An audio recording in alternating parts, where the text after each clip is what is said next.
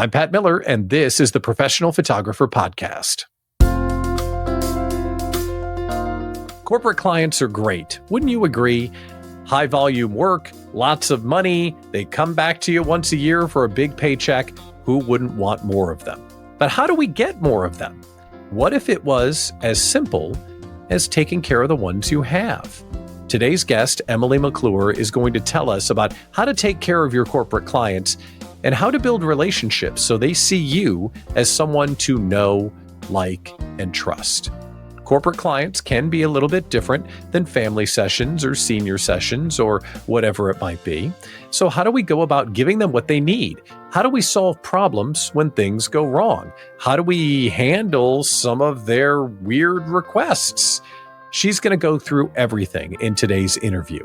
So if you love corporate clients and you want more of them, let's learn how to take care of them and build those crucial relationships. We'll talk with Emily next. Emily, welcome to the Professional Photographer Podcast. How are you? I'm doing great. How are you, Pat? Thank you for having me. I'm great. I'm excited that you're here, and we have a very important topic to get to. But people need to know that you're kind of a big deal. If they haven't met you yet, tell us who you are and what you do. My name's Emily McClure, and I'm the owner of EM Corporate. I'm based out of Dallas, Texas. I'm a headshot photographer, as well as any corporate collateral or content that they would need for a brand. Yeah. For a brand. And doing corporate work, I'm excited that we get to talk about relationships, because maybe that's not the first word that comes to mind when you think about corporate headshot photography. How do you think about relationships in the big picture? Well, I'm a long game person. Some people are short game, I've realized, in this industry and any industry. They want to know, what can you do for me right now? And I'm more of a, what can we do for each other over the long haul? And that can infer a lot of things, actually. Is that the type of thing that you developed over time, or that came to you instinctively? Probably a little bit of both. When you realize something's working well, you continue to do it. But by nature, I enjoy relationships and people. So establishing those things in place in my business, it took me a minute to realize they weren't like everybody else, right? I thought everybody did what I did. And people would say, how do you get clients? People ask me that all the time. And I got to thinking, that's a thing for people. They have a hard time with that. So yeah, I wanted to talk about it today. And taking care of the people that we have is such a simple thing to do. A critic may look at your work and say, wait a minute, building relationships with corporate employees, that doesn't make any sense because they turn over so quickly. But you've got an interesting counter to that.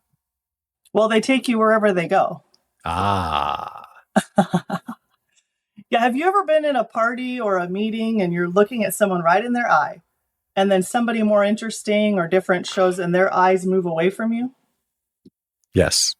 It's really drives me crazy. It's really annoying as an adult that I can't retain your attention. That's how people feel when they're with you and you are not focused on them. For whatever reason, it doesn't matter.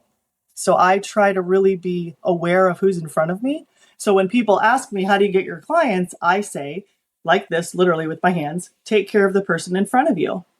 They laugh at me every time. And I think it's not that hard, but it is. You have to pay attention to who is standing right in front of you and what do they need from you and how can you serve them best. You have to read the room, have some social cues. Their anxiety is coming from a place. Can you take a second to address it? Are you focused on what your camera settings are and unsure of your lighting and all in your own head, unable to relate to that person? And when you're working with someone, especially in a corporate setting, you share that as you build a relationship with someone, it's not about getting more corporations. It's that the scope may grow. Like this one company may have you shoot an extra department, and that's what you've experienced? Great. Yes, absolutely. Headshots are kind of a gateway drug to other collateral that a company might need. Sorry, that's funny. That's true. I believe you, but that's funny. Yeah, it's the start. It's the foundations. If you do that well, they'll trust you to do other content, and you could source it for them, which is also being a resource to them. And that's what you want to be. It's not just about those badge photos or LinkedIn headshot. That's the start. And a lot of people stop there, and that's unfortunate. But to enable to boost revenue and bump those invoices up into the numbers that you're going to want, you have to be capable of doing a few other things. Because once you're on site, they might say, Well, this doesn't happen anymore because I'm better at communicating, but they might say, can you do a group photo? Well, they know that that's going to cost more. Do you know how much that's going to cost? Mm-hmm. Do you have to talk to them? Have we established some boundaries of deliverables? All of that. Can you shoot a group shot? Can you walk up to the CFO and say, you have a hair right here, we're going to pluck it? Your tie is off center. Like, can you coach other people in leadership? Because they're expecting you to do that. And when you do that, you get to the holy grail of building relationships, which is people, they want people and they hire people that they know, like, and trust. And what you're talking about is, hey, you've got broccoli in your teeth or your tie isn't straight. That's a trust building exercise. So in general, taking care of new clients and getting new clients is exhibiting that you're someone that they should know and they should like and they can trust. So how do we go about doing that? Well, which part do you want to start with? Oh, you start where you'd like to start because know, like, and trust is such a common phrase. What about the knowing us part? Like, how do we let people in enough to know who we are and what we stand for? Sure. Many creatives stand on their work alone, and it's not enough anymore. They want to hire a person. They want to know how you work, what your personality's like, how are you going to treat the CFO and the janitor? Like, how do you treat people? That's important. And the way you show that is by letting them see you. That could be vlogs. We have no reason not to let people see us now with social media and all the platforms that allow us to interface with people we've never met before. That's how you start showing. And I had a VP come up to me at a conference last summer and she said, I really enjoy following you on LinkedIn. And it caught me off guard because she's never commented, liked, shared, nothing. She said, you're great.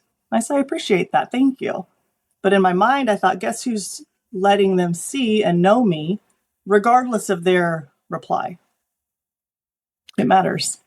But knowing you and not just knowing your work. So when you're creating content and putting it out, how are you building the know and the like part by talking about what you and your life is rather than I took this beautiful picture of another person? So how do you get your head around that? That's fair. So a lot of my posts will be relationship focused. So this is so-and-so, and I did this for him today, and this is why he's amazing. Mm-hmm.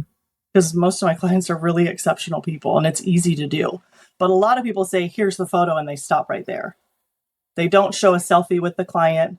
They don't show, like, look at his amazing suit. They're not willing to go into that relationship vein because they don't see the value or they're scared. So I just start talking about my clients. It's not the Emily show because nobody would like that. We get tired of people who just look at themselves, right? Or talk about themselves. It's this is this person's show. And I'll tell the people when we're taking a selfie, okay, you look cute, get yourself looking cute, and they'll stand there. And then I go in and look a crazy person like, hey, because it's about them. And that's how I want someone to feel when they come to me. It's about you. So that's the no part. But even that little bit of injecting yourself into the selfie with them is enough to be a part of, look at me doing good for a client rather than just here's the client. And you can at least introduce yourself that way, which is great. What about before we get the gig and we want to build some trust? Is there anything that comes to mind as far as creating content or publicizing the studio that might build the trust factor? The trust is the key that gets you into a lot of doors. And you just don't realize it at the time. So how I do that is if you want to know how I work, that shouldn't be confusing to you. The layer of Instagram for me isn't about a bunch of followers. If a company's looking at hiring person A and person B and they can go find me and see how that's the differential. It's that simple. Those decisions are made. People think decisions are made by the president. They're not. They're made by HR. And those people are looking for people who will give their people an experience, take care of the client. And that starts to build trust. Like, she behaved this way in this situation, and she's going to behave this way with our people. And that matters. And then hopefully they like it, right? Yeah. And this isn't necessarily just a marketing conversation because there are experts there, and I'm sure you could teach an entire class on that. But I want to move that off to the side for a second. Okay, sure. Because I want to talk about You say the best way to get clients is to take care of the clients that we have. Right. And you're a former college athlete and you build the Right. trust with your clients by preparing for your sessions like a big game. So walk us Yes. through that, because that's fascinating to me. Okay. And how does that come to life as you get ready for a session? Sure. Yeah, as a college athlete, there's a lot of prep that goes into before a game that nobody ever sees. The same is true of my industry. The work that happens before the session, nobody's ever aware of. They have no idea how much time and energy, awareness it takes to get ready to be present with that person. So not only is it, my checklist for every setup that I have. If they want this light setup, I have a checklist. I do not pride myself in thinking I will remember everything. Because 10 years ago, I showed up to a session without my camera body. Oh, oops. And as I tell my kids, sometimes you do things one time. Sometimes you only do it once because you learn from it, hopefully. So checklist for everything. I pack my car the night before. So I'm not like in my blazer, in my nice outfit, lugging my gear. My gas tank is full. It's those simple things so that I'm not delayed. I'm checking traffic to see the destination and if I need to leave earlier. I always arrive places early. I don't like to be rushed. So, do you have a morning routine that puts you into game day mode? Yes. You What's want to hear about it? Yeah, I do want to hear about it. Okay, game day mode is it has gotten better as I've learned that it's important and valuable. And yeah, I wasn't always this way, and I've learned, because when you get to the end of a day and you're exhausted, that's a red flag. Something you're not taking care of yourself best. So for me now, I like to go for a walk in the morning if able, and then I usually cold plunge, which is clears my mind and is a mental reset for me. It's really interesting, and don't knock it till you try it, I guess. And then I try to drink protein or eat protein in the morning so that I'm not at noon really tired and dragging. So what you put in your body and how you take care of it. I need to be weightlifting and a couple other things, but it's a start. We got to talk about cold plunge, though. Like, okay, I've heard about the cold plunge. No, it's just fascinating to me because some of the highest performers that I see on Twitter and some of the experts in the fields, it's something that comes up way more often with them than a bunch of losers that I know. They never cold plunge. Like, cold plunge only seems to be done by the people that really have their act together. So how does one arrive at jumping into freezing cold water in the morning? Because it doesn't sound appealing. So how did you start doing it? Oh, it's terrible. It's terrible. The first 45 seconds is terrible. But my husband did a ton of research regarding cold plunge. So we got a chest freezer. Yep. In my backyard with water and a filter. He sealed it because he's amazing. And I hop in there for my goals 4 minutes. And it's amazing. Yeah, 4 minutes? What? Just up to my waist. Yeah. You need to try it. You've never cold plunged? No. I've never cold plunged. Like, come on. Oh, it's really? Great. Yes. And what does it do for you? Wakes you up? Reduces inflammation? Clears your mind? Like, what does it do? It's a mental reset for me. And then the productivity of the next hour is pretty impressive as well. Because it puts your body in fight or flight, and then you are like, let's get stuff done. That is absolutely wild. And I'm not knocking it before I try it. And I didn't mean to derail the podcast, but I've always wanted to ask someone, like, what's the deal with that? It's great. So, okay. Well, It's on the list. I will cold plunge and report back, and maybe the podcast will have double the downloads after I cold plunge. Okay. I would love to see that, actually. Ooh, God, I just got a chill just thinking about it. Okay, let's move on to systems. So we get to the session on time. We are mentally and physically prepared, but our interaction with our clients and delivering the product relies on really great systems. So talk to us about the systems that people can trust and that are easy for them to navigate. Okay, so I have a CRM 17 hats that navigates all the paperwork for me. So that is not something I'm thinking about. Has a client received this information or aware of this? They have it. If you're getting the same questions again and again, that's a red flag to you. That's your job to answer those questions. Clients should not be wondering 48 hours out of a session these simple things. Like, if they're doing that, that's on us. We need to do better. So my systems are in place depending on the type of session and where it's located, that they're getting what they need when they need it. kind of a need to know basis. You have to think through, what's a client going to need to know 3 days out? They don't want to know it 2 weeks out. Plan that out. That includes a what to wear guide, a color board, things we don't do. The simple, will everybody read it? No. The ones that want to have it. And that's the goal, right? To get the content that the people need if they want it. And it establishes me as credible. I'm the expert in the room. I need to behave like that from start to finish. And a lot of people think it's right in the session only. That's false. That's false. So from the get-go, from the reply time to an email, do I answer my phone? Yes. Do you know how many people say, I've called 3 people, they won't pick up. They won't return my calls. So when you tell me you can't get work, let me check your phone.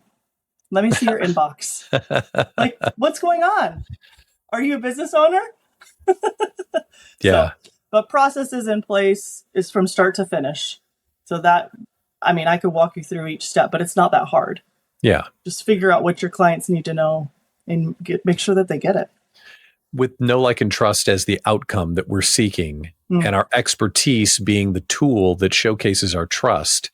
Okay. Some photographers let the clients drive what they need, what they want. Can we do it this way? What if we did this? And some photographers are, nope, this is the way we do it because I'm the expert. If that's a scale, where do you find yourself landing to make sure that you are still in charge and giving them what they need, even if they don't know what they need?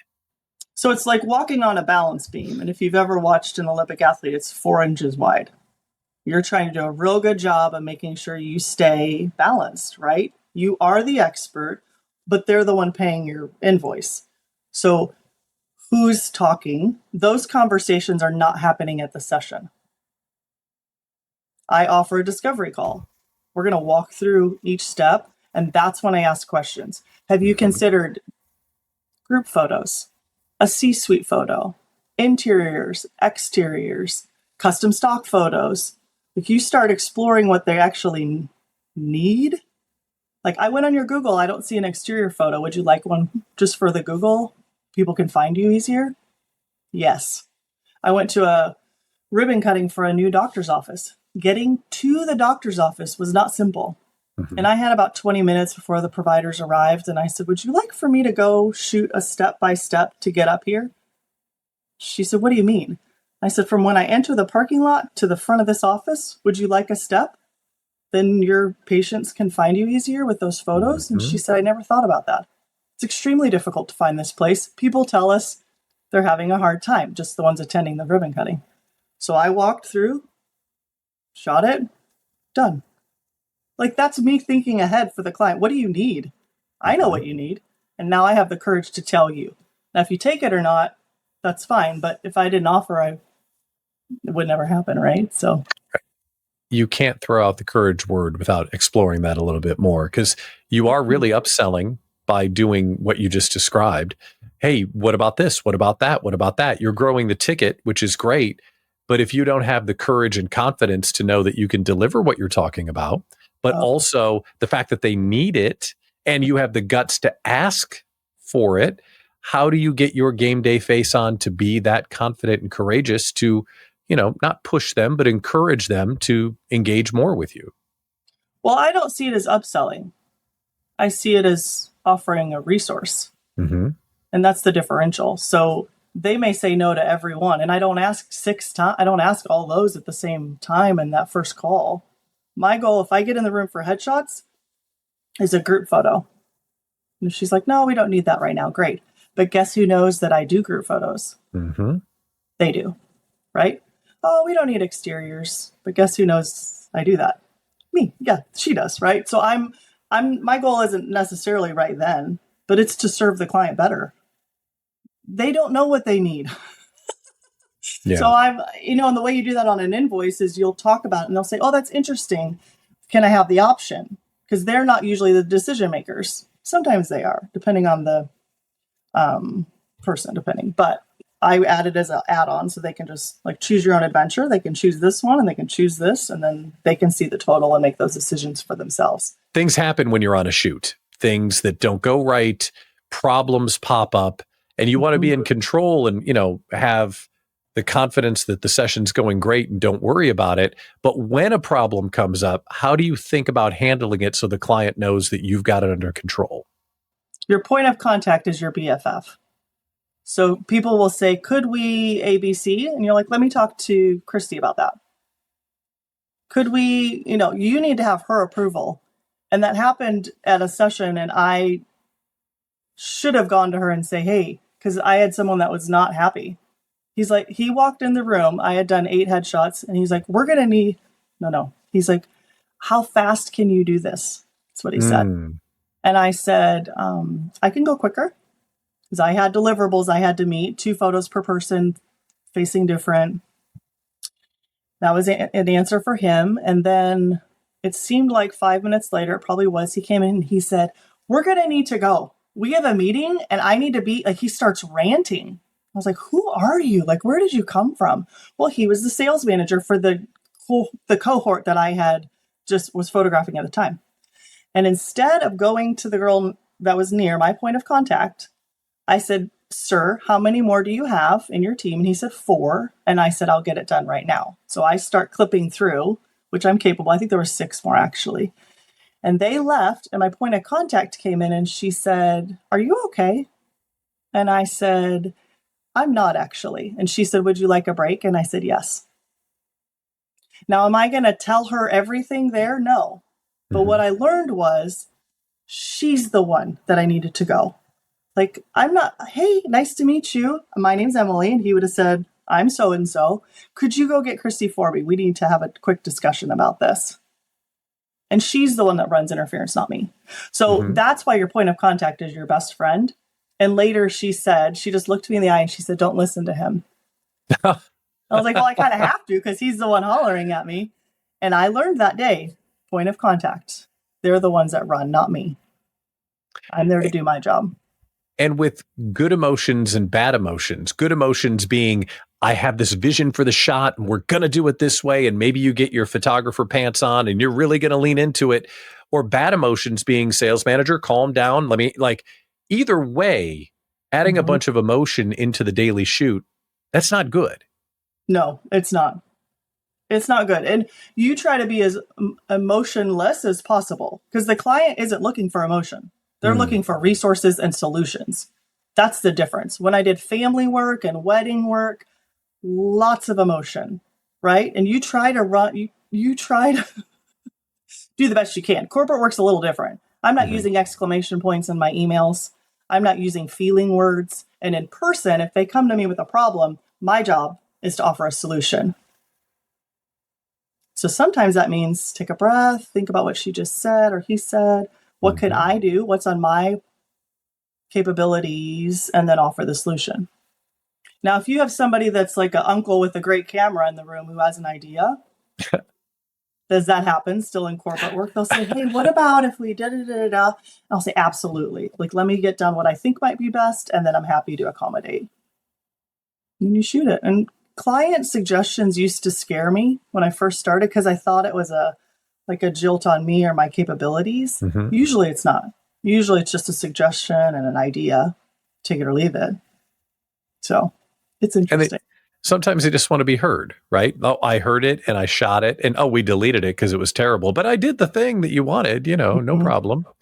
Right. And it depends on who's talking to you. So if the president says, like, hey, can I get a photo of me by the Christmas tree? Absolutely. Take your photo by the Christmas tree. I wasn't planning on it. I don't have the lights for it. Get it done, right? Yeah. There's things that happen, you just have to pivot. But they're not expecting it to be free. It's a good reminder about the emotions.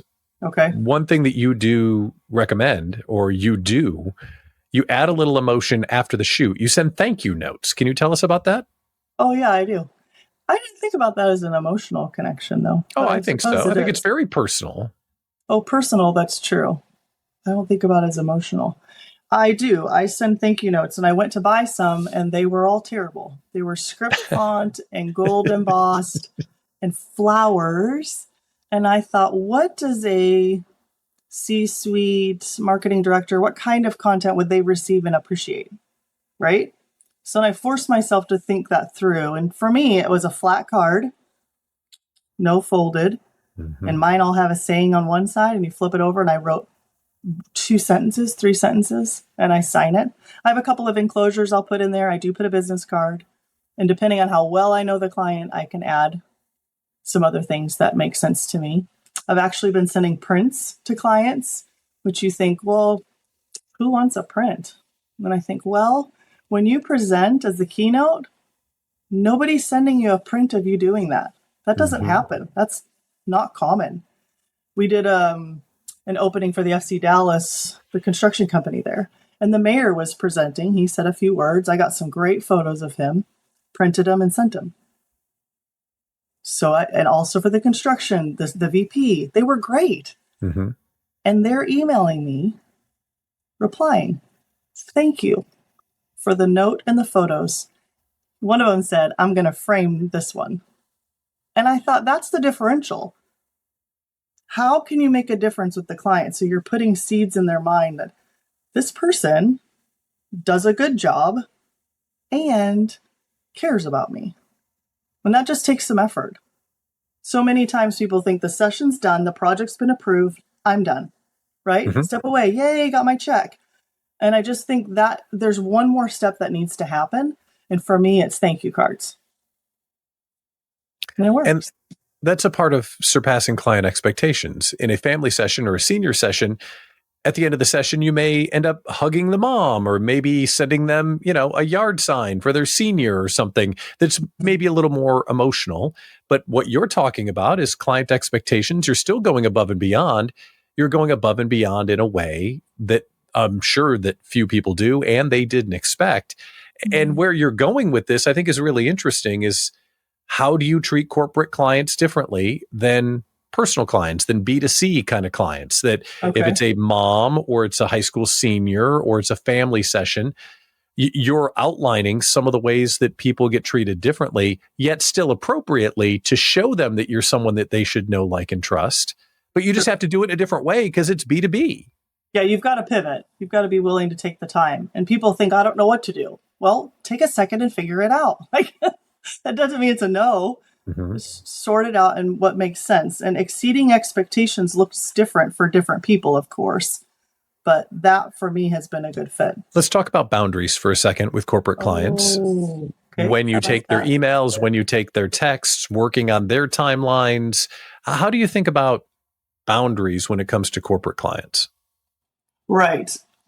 Different personalities are different. I think initially a client that's a first-time client, their boundaries are tighter.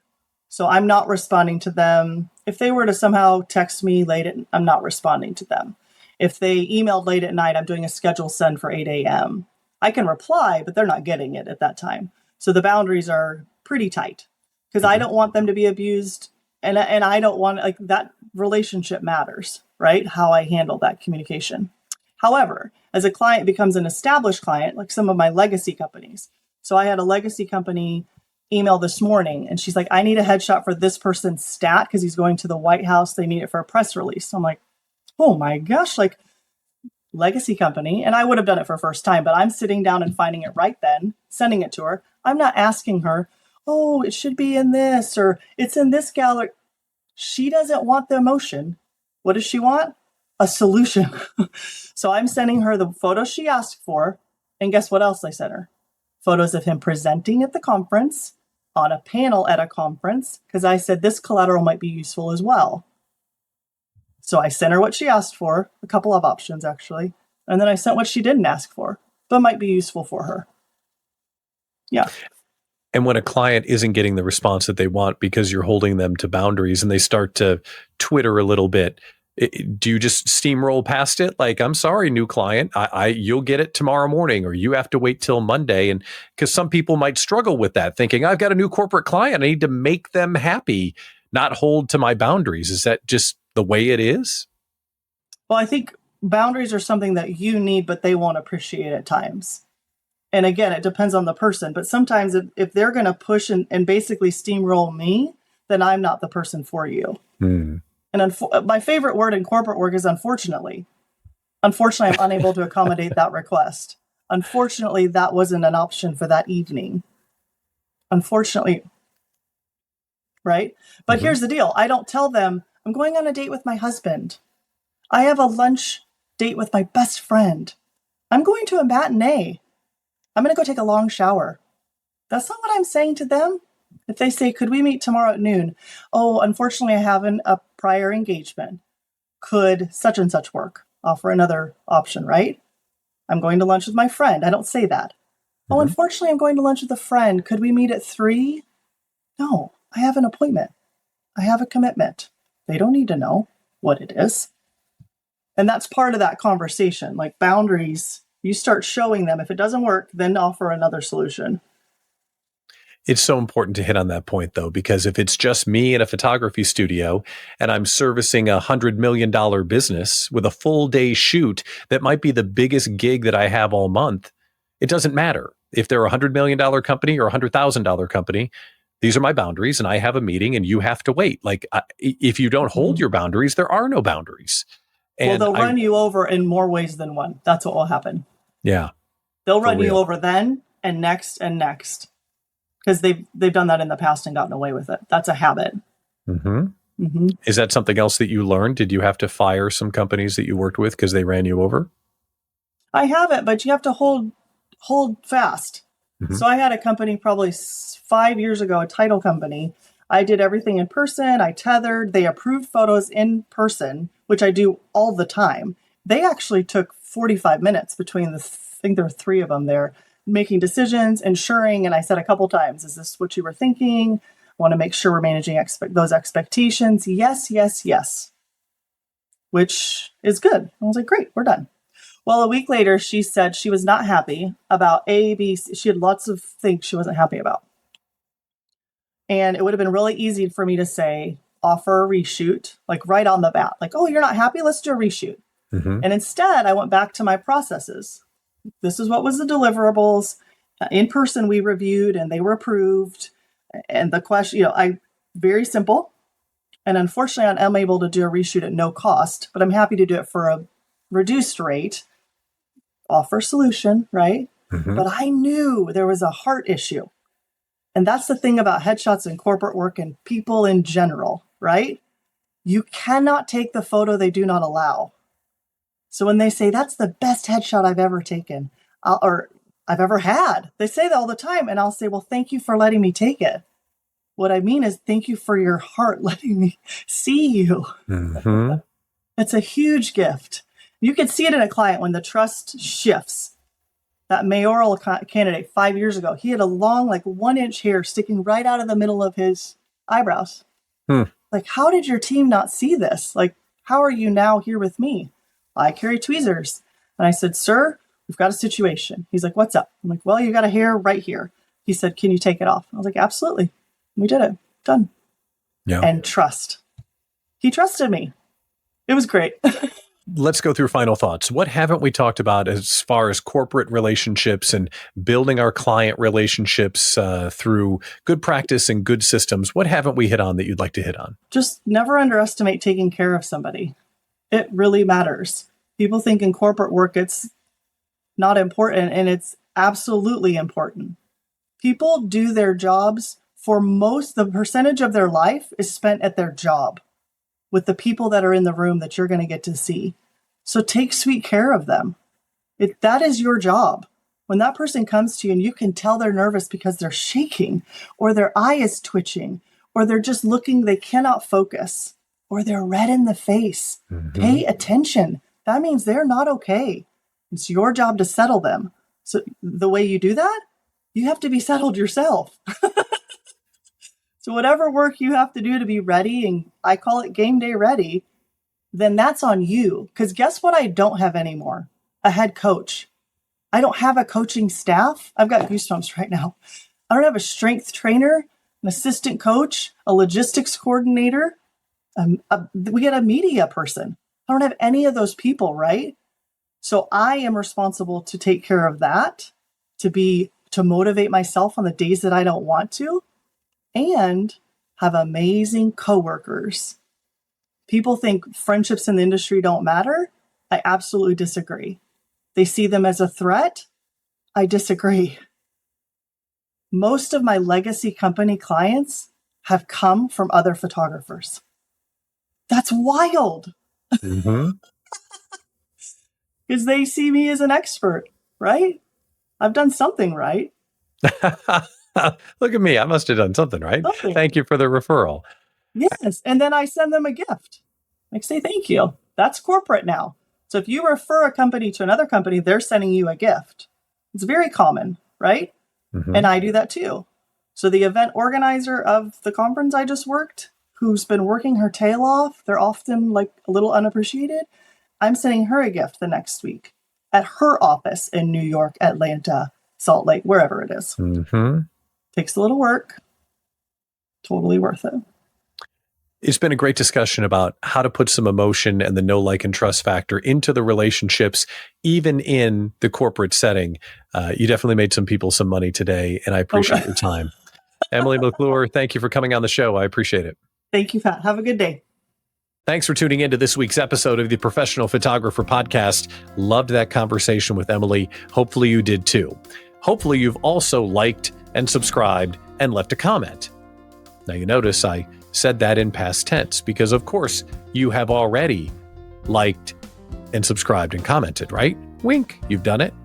It is really important. That way you'll find us every time we release an episode, and your comments help us know what's working and what's not.